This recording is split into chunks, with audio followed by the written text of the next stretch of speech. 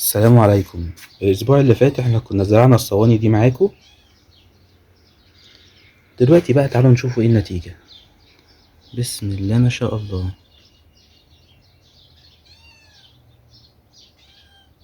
في انبات اهو ما شاء الله في كل حتة ما شاء الله. في بعض الاماكن لسه منبتة حاجة بسيطة زي هنا كده، بصوا هحاول اقرب لكم عليه اهو، منبت حاجة بسيطة يعني. لسه في حاجات بتنبت، في حاجات لسه منبتتش. دي طلعت على سطح التربة خالص دي. ماشي، في انبات الحمد لله. طالما في انبات يبقى ان شاء الله في خير هيبقى موجود بعد الاسبوع الجاي. وهنا في حاجة منبتة اهي، بس هنا منبتة واحدة بس.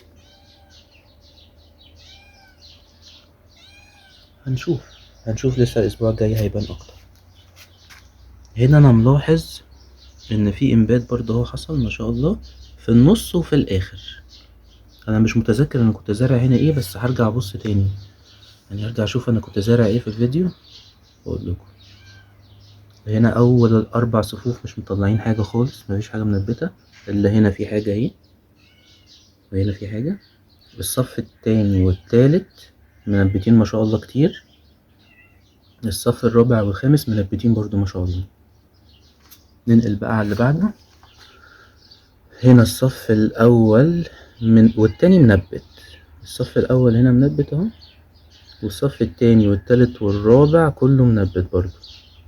وفي الخامس في حاجات منبتة ولسه في حاجات بتطلع، والسادس والسابع فيهم حاجات برضو ما شاء الله بتطلع اهي منبتة. ماشي، هنشوف بقى الاسبوع الجاي. لكن بقى المفاجأة، الصراحة المفاجأة كانت النباتات دي اللي فاجأتني. دي الفولة اللي احنا زرعناها المرة اللي فاتت معاكم وما شاء الله طلعت. يبقى معنى كده ان احنا طالما بننقله بجدره بيطلع ما شاء الله. وانا لقيت 2 كمان معرفش جم منين لقيتهم طالعين. ولكن اللي بسطني بصوا بقى قد ايه ما شاء الله خس امريكي طالع. ده بقى اللي بسطني ما شاء الله، خس امريكي كتير ما شاء الله. ايه ده؟ دي فولة تقريبا، في فولة كمان بتطلع اهي. طيب نحطها صح. ماشي. بالنسبة بقى دول فيهم ما شاء الله كتير طلع، وتقريبا ده خس امريكي اللي طلع ده، ولكن هو لسه عايز يتساب شوية قبل ما يتنقل للأرض برضو. لسه عايز يتساب شوية. أعتقد إن اللي طلع ده بصل. دي طلعت في الأرض عندي هناك، أنا كنت لسه هناك وجايبها من هناك. دي بسلة هزرعها دلوقتي في خطوط إن شاء الله. هنا في حاجات لسه بتنبت، أنا مش عارف إيه الحاجات دي. وهنا دي الطماطم اللي تشيري توميتو طلعت أهي ما شاء الله. هنا برضو في حاجات كتيرة طالعة، ومنهم حاجة شبه الشبت، بس أنا مش عارف برضو لسه هي إيه. هنعرف برضو كل حاجة مع بعض إن شاء الله. في حاجات لسه بتطلع كمان على مهلها بقى. وانا برضو النبات الطويل ده انا مش عارف ده ايه. هنعرف برضو ان شاء الله، كل حاجة اما تطلع هتبان. والغريب بقى ان في هنا مشروم طالع، بصوا كده مشروم، بصوا كده مشروم يعني فطريات اهو. هنا واضح قوي المشروم، بصوا التربة هنا كلها مشروم. طيب دي حاجة مفيدة ولا حاجة مضرة مش عارف، بس انا هسيب كل حاجة على وضعها. لكن مثلا عندنا نبات زي ده، بصوا ده ما شاء الله طلع حوالي 6 ورقات. ده كده هنقله النهاردة الأرض. ده كده بقى بالنسبة للنباتات. هوريكم برضو الأرانب. دلوقتي البطارية دي عندنا ما كانش فيها درج سبلة، فأنا النهاردة اشتريت دراج السبلة. تمام اهو. تعالوا بقى نجربهم مع بعض نشوفهم على مقاسها أصلا ولا لأ. اهو ما شاء الله على مقاسها. أنا ركبت اهو الأدراج، ركبتهم خلاص 3 أدراج. وفي خبر حلو، أنا جسيت الأرنبة دي اللي هي اتلقحت من أسبوعين، جسيتها النهاردة وما شاء الله عليها حامل ما شاء الله. ان شاء الله كده احنا قدامنا اسبوعين كمان، ولو ربنا اراد نشوف ان شاء الله يبقى عندنا ارانب بقى صغيرة جميلة كده. يا مسهل. دولت بقى ان شاء الله هيتجسوا المرة الجاية، ولكن انا محتاج اعزلهم عن بعض. هنشوف بقى كده هعرف الاقي حاجة اعزلهم بيها ولا لا. ان شاء الله في الحلقة الجاية انا هعمل لكم فيديو خاص عن ازاي تقدروا تجسوا الارنب بطريقة مظبوطة باذن الله. ولكن انتوا عارفين ان الارنب هو زي القطط والكلاب بالظبط، ومعرض ان هو يتصاب باصابات حشرية متنوعة، فعشان كده لازم يستحمى. والنهاردة احنا هنحمي الارانب.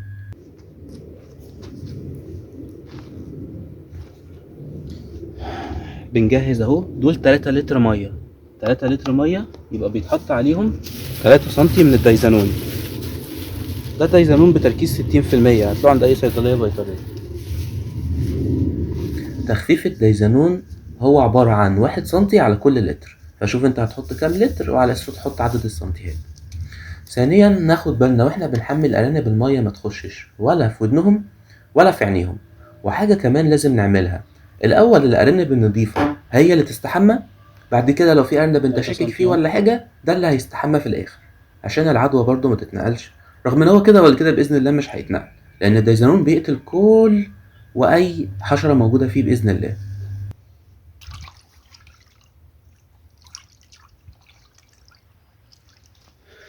نحطه كده.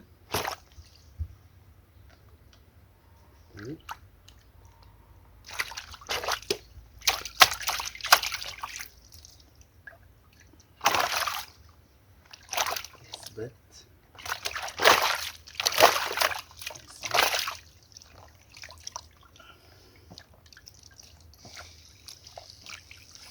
شاور كله كده شاور.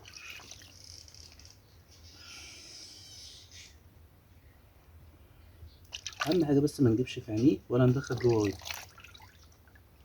تمام. اخد شاور كامل اهو.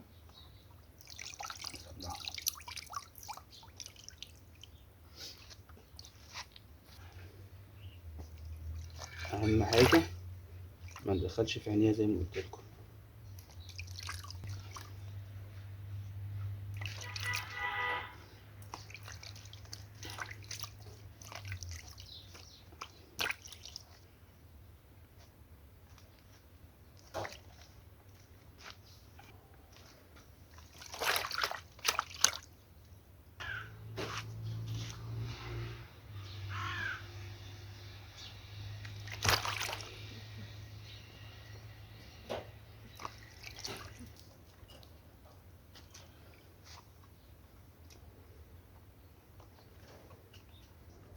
هنا احنا عندنا النبات اللي شبه الفول ده، هنقل النبات ده ودي الارض لان هو كده خلاص كبر.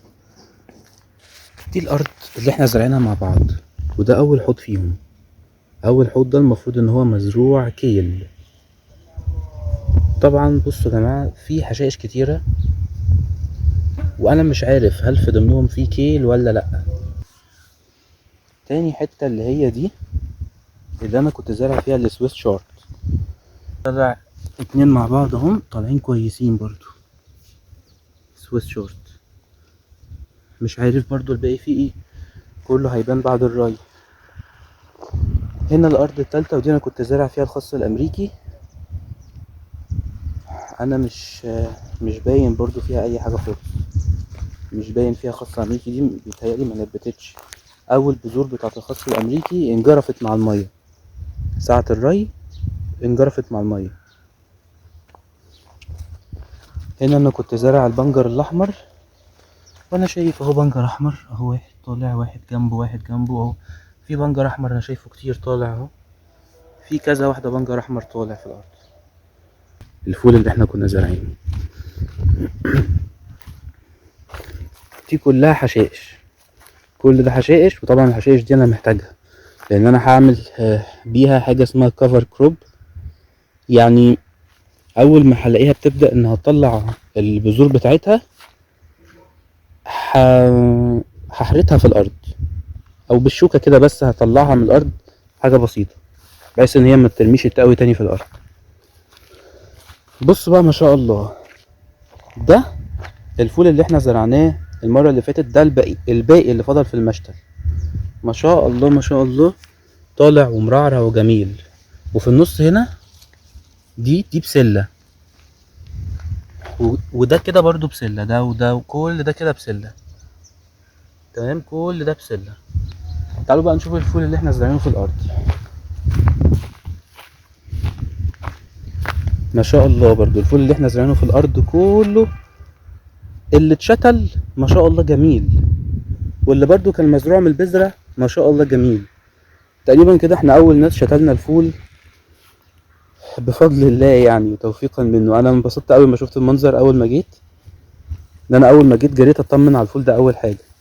فانا مش هخدعكم بقى واقول لكم اوه انا اتفاجئت دلوقتي، لا هو انا اتفاجئت قبل كده مش على الكاميرا، سامحوني بقى. ايه ده؟ اه، دول بقى الكلاب. اه والله الكلاب بجد، دول الكلاب هم اللي عاملين كده. انا برضو هزرعها. ماشي. طب انا هعمل ايه بقى النهارده؟ انا هعمل هنا زي خطين او 3 خطوط كمان، وهجيب فيهم بقيه الفول اللي هناك اللي انا زرعه في المشتل اللي هناك ده، هجيبه هنا وهدي بقى ريا كله باذن الله.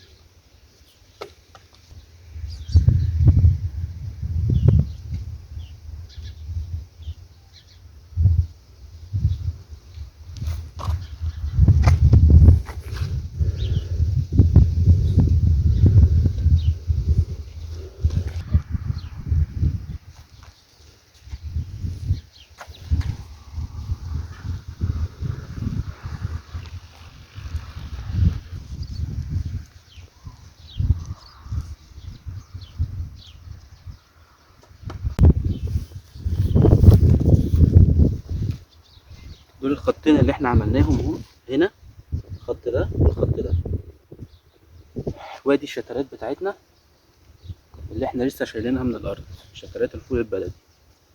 هنزرعها، ولكن لازم بعد الزراعه على طول تروي.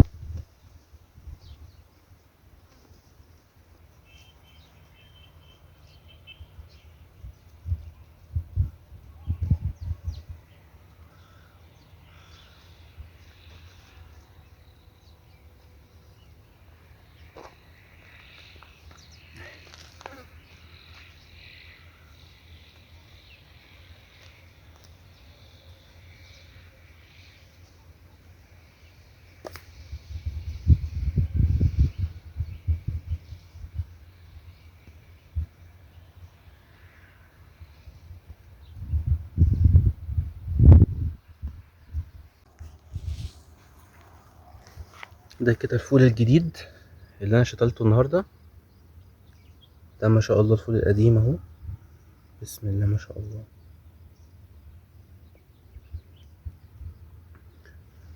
وهنا بقى دي البسله، البسله الحلوه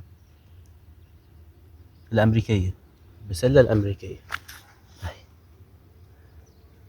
اهي ما شاء الله طول الخط ده. وبرده الخط ده انا هجهزه واحط فيه كله بسله امريكيه باذن الله.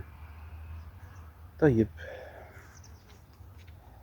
هخلص بقى انا الشغل هنا وهنوريكم ان شاء الله الاسبوع الجاي هيبقى شكل الفول ده ان شاء الله عامل ازاي. ولكن يا جماعه الحمد لله شتلات الفول نجحت، الحمد لله شتلات الفول نجحت.